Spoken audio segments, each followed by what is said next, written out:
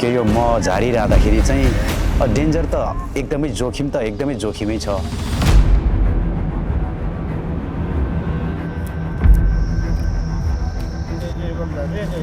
तिम्रो ठाउँमा चाहिँ मेरो लाला भुल्ला मेरो बच्चा स्यालाहरू पठाएको छु।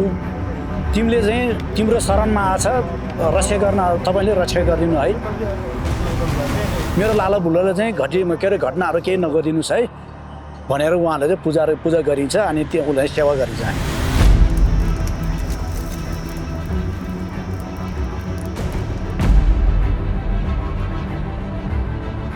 यो बाबुबाजेदेखि गरिरहेको उसले संस्कारलाई अब आबाको भागीबार बच्चाले किन नगर्ला त झन्।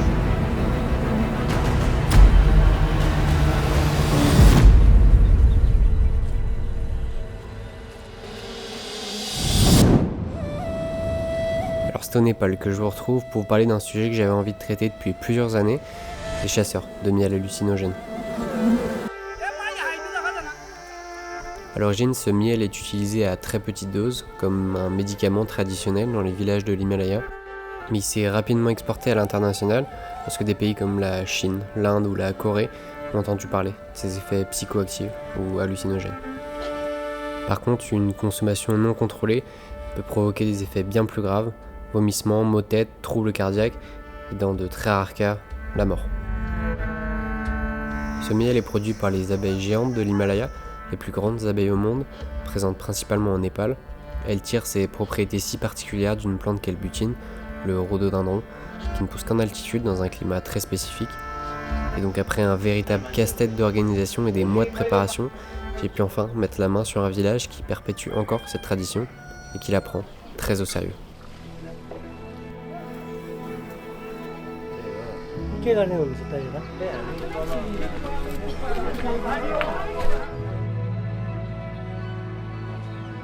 Je me trouve aujourd'hui à l'ouest du Népal, plus précisément dans le village de Nida. C'est un des derniers villages à pratiquer une tradition qui est centenaire ici au Népal, la chasse au miel hallucinogène, encore appelé Mad Honey. Ce village, c'est pas n'importe lequel, il est habité par une communauté bien spéciale, les Gurung. Chez les Gurung, cette chasse au miel n'est pas qu'un travail, c'est un héritage, un lien sacré entre les hommes, la nature et leurs ancêtres. C'est eux qui, pendant plus de 250 ans, se sont rassemblés 2 fois par an pour extraire ce fameux miel perché à plusieurs dizaines de mètres du sol, bravant la mort sur rien de plus que des échelles en bambou.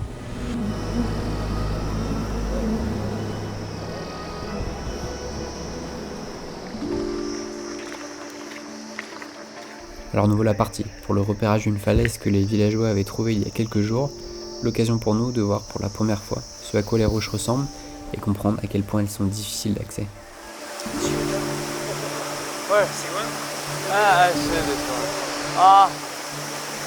Big one. On est en train de faire un peu le repérage pour demain. La falaise elle est gigantesque mec, je sais pas, il y a bien 50 mètres. Les mecs vont descendre ça en free solo, sans corde, sans rien. Solide hein.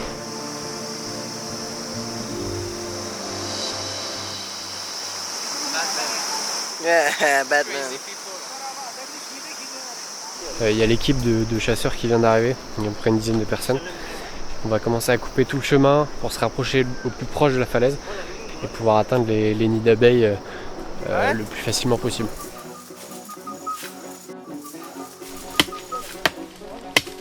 Climbing the tree, making the way to the top to get close to the cliff. Yeah. We're gonna see the hives pretty soon, I guess. Yeah. It's just pretty sick. Let's go. Let's go. Par la même occasion, on a eu notre premier contact avec les abeilles. What happened? Yeah. Really fucked up. Oh my goodness. What happened? It's a bee. Bees attack. यसको पछि टन्नै आछ है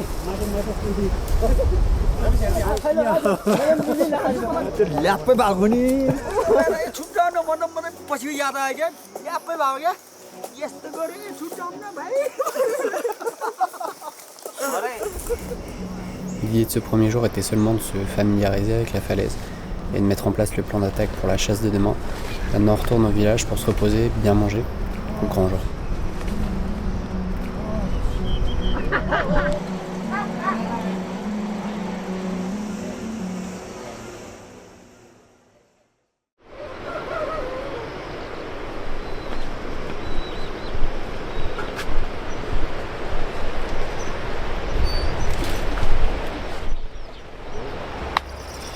Bon, deuxième jour, c'est parti.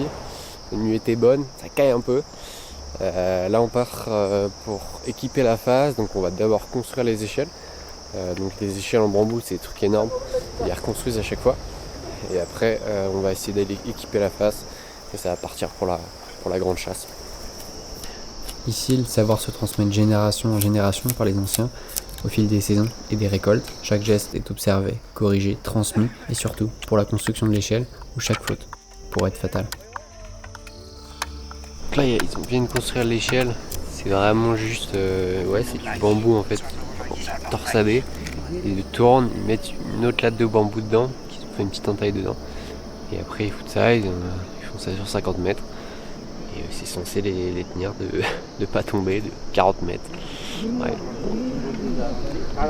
Et là il y a un petit vieux qui vient d'arriver. Et c'est le chasseur en fait, le principal, le mec qui va monter sur l'échelle. Il a 72 ans. C'est assez ouf de voir ça.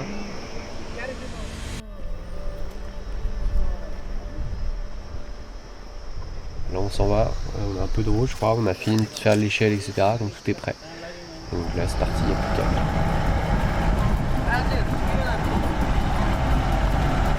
Là on a à peu près 30 minutes de marche je crois, comme ça. Et après on devrait voir ça.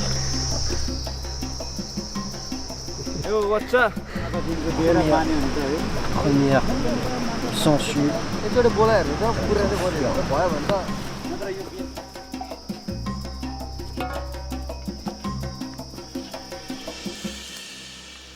Avant de partir chasser, les chasseurs se rassemblent pour un rituel chamanique.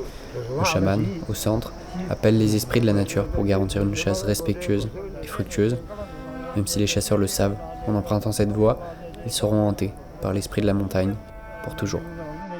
अब यो चाहिँ किनभने त्यो ठाउँमा गइसकेपछि हामी भोलि कुनै दुर्घटनाहरू घट्छ कि अथवा कतैको नजर लाग्छ कि कोही मान्छेको नराम्रो नजर छ कि त्यसलाई चाहिँ रेखथोङ गर्नलाई त्यसले बारबेर गर्नलाई पहिला पुजारीले अब मेरो ठाउँमा चाहिँ तिम्रो ठाउँमा चाहिँ मेरो लाला भुल्ला मेरो बच्चा स्यालाहरू पठाएको छु तिमीले चाहिँ तिम्रो शरणमा आछ रक्षा गर्न तपाईले रक्षा गरिदिनु है मेरो लाला भुल्लाले चाहिँ घटनाहरू केही नगरिदिनुस् है भनेर उहाँले चाहिँ पूजा गरिन्छ अनि त्यो उलाई सेवा गरिन्छ.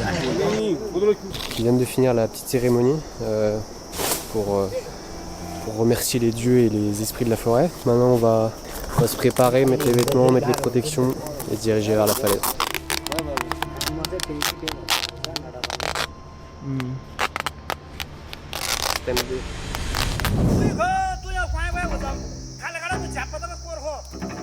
C'est enfin le grand moment. Après cette mise d'accord sur l'emplacement exact de la récolte, les chasseurs se séparent en deux groupes. Le premier grimpe au sommet de la falaise pour positionner l'échelle au bon endroit.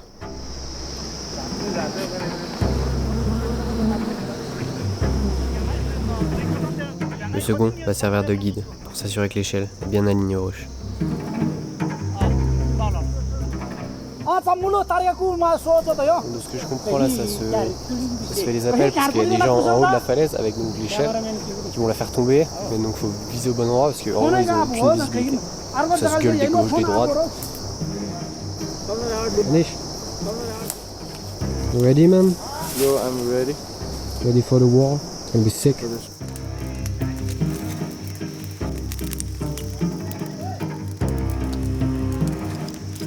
Ça y est, ça part. Le feu est lancé. La fumée, ça va les vénère pendant les 30 prochaines minutes. Et après, il devrait se calmer un petit peu, mais là ça part.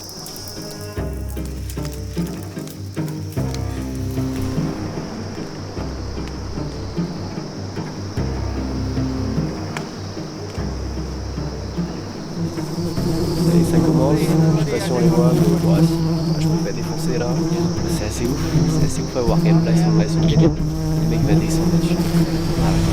अब त्यसमा के गरिन्छ यसमा चाहिँ मौरी झार्न जाने त भनियो अब त्यसमा के अरे 15-20 जना ग्रुप भइन्छ 15-20 जना ग्रुपमा चाहिँ अब त्यसमा चाहिँ कसले धान्न सक्छ त्यसलाई चाहिँ एकदम पर्फेक्ट त्यसले स्ट्रङ चाहियो त्यसलाई उसले गरेर म झिकेर सक्छु र ल्याउँछु र गर्छु भन्ने मान्छेलाई पठाउँछ मान्छे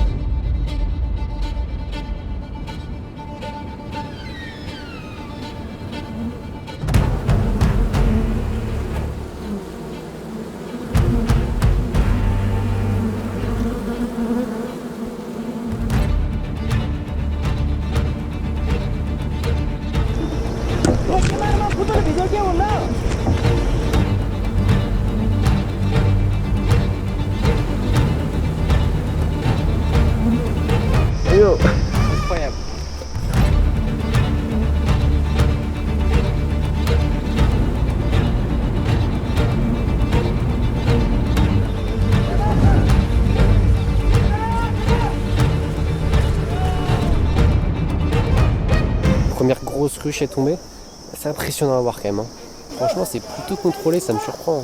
C'est pas le bordel du tout. Ils savent ce qu'ils font les mecs. Ils coupent, ça descend, ils les récupèrent et ils remontent la corde. C'est vraiment, il y a pas de pépin dans le truc.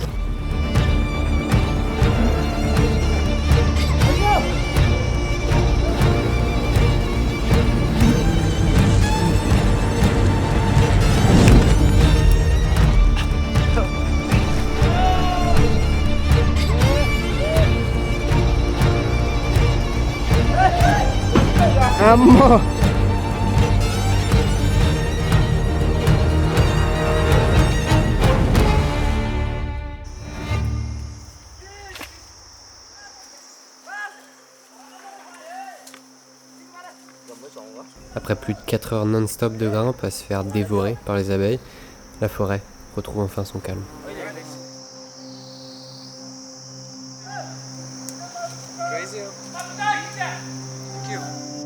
C'est l'occasion de s'assurer que tout le monde va bien et de rassembler la récolte.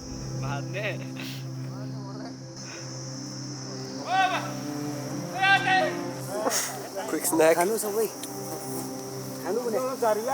It's good? Yeah.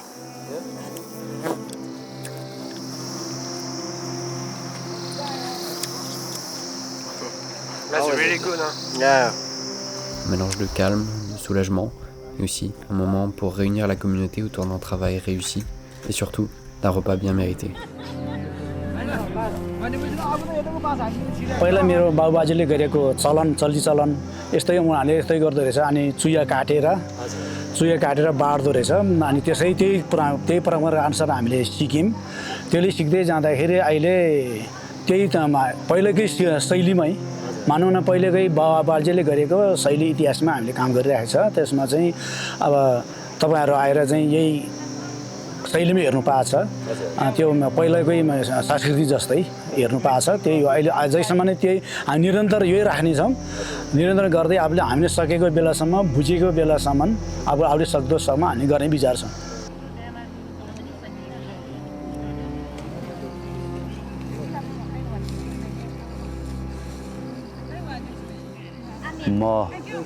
म झारिरहँदाखेरि चाहिँ डेन्जर त एकदमै जोखिमै छ तर पनि यसलाई यो जोखिम हुँदाहुँदै पनि हामी यसलाई यो काम गरिरहँदाखेरि चाहिँ धेरै कुराको यो हाम्रो गाउँठाउँको पनि प्रमोट गराउन सक्ने भन्ने भएकोले चाहिँ अलिकति सामाजिक सञ्जालमा गएदेखि चाहिँ यो गाउँमा धेरै आन्तरिक र बाहिर पर्यटकहरू आइरहने यो पर्यटकहरूको माध्यमबाट चाहिँ थोरै भए पनि यहाँको नागरिकले आम जनतालाई चाहिँ थोरै भए पनि आय स्रोतको एउटा माध्यम पनि बन्ने यो किसिमको माहौलहरू बनिरहँदाखेरि कतिपय मान्छेहरूले चाहिँ अलिकति हाम्रो पुर्खाहरू हाम्रो बाजे मुवाहरूले चाहिँ अलिकति उहाँहरूको परम्परागत संस्कार रहने भएकोले चाहिँ यो नयाँ नौलो मान्छेहरूले झार्दाखेरि हाम्रो यो देवी देवता बास हुने ठाउँलाई अलिकति उहाँहरूको जुठो पर्यो भने यो नहुन सक्छ है भन्ने किसिमको उहाँहरूको पनि अलिकति त्यो इङ्कित भइरहेको बेला चाहिँ त्यो पनि अलिकति सचेत हुने हो कि जस्तो चाहिँ लाग्छ। On vient de de finir la petite chasse. Les femmes du village viennent nous faire à manger. Vraiment belle journée. Là, je crois qu'il y a une cérémonie pour fêter un peu, remercier la montagne. Mais ouais, grosse journée. Très content d'être venu et c'est super bien passé. J'ai pas été piqué, donc ouais, nickel, trop bien.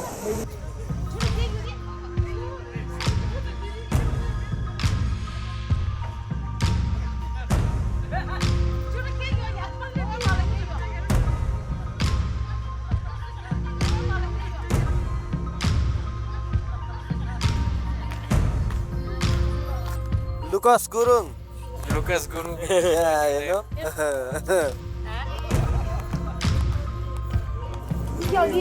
Bon, ça s'est transformé, nouveau skin. Good skin, hein, right? Feeling fresh. Yeah, yeah.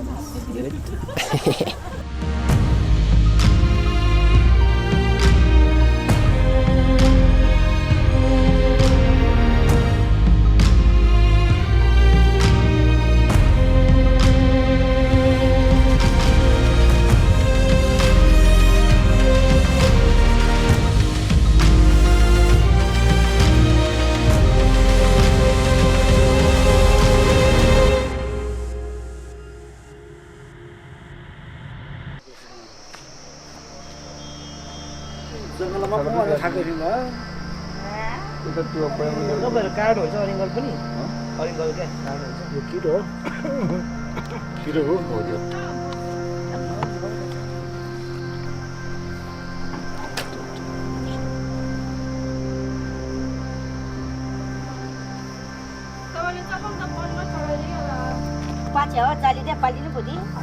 Après le process, ça va être d'enlever toutes les abeilles mortes qu'il y a dans les ruches. Et après presser ces ruches pour avoir que le produit pur. यहाँको झारे हो त हामीले त तिनीहरूले झार्ने भनेको हो नि त Pour ensuite le consommer ou le vendre.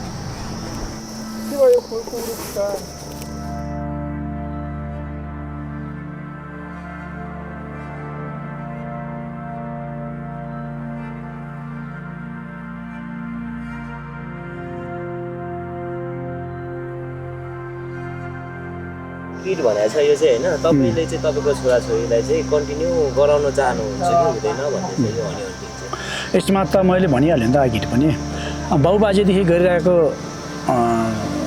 उसले संस्कारलाई अहिलेसम्म हामीले गरेका छौँ भने अब आबाको भागीबार बच्चाले किन नगर्ला त झन् यो कुरा त धेरै बुझिरहेको छ उनीहरूले जनरेटको केटाहरूले त बच्चा तिमीहरू जस्तो भाइ भतिजाले झन् राम्रो बुझिरहेको छ गर्ला नि त भन्ने आशावादी छ यसमा चाहिँ Ce genre d'expérience me rappelle à quel point notre planète est riche et diversifiée. J'espère qu'en vous montrant ces images, vous prendrez vous aussi un peu plus conscience de la richesse de notre planète, de toutes les histoires qui attendent encore d'être racontées.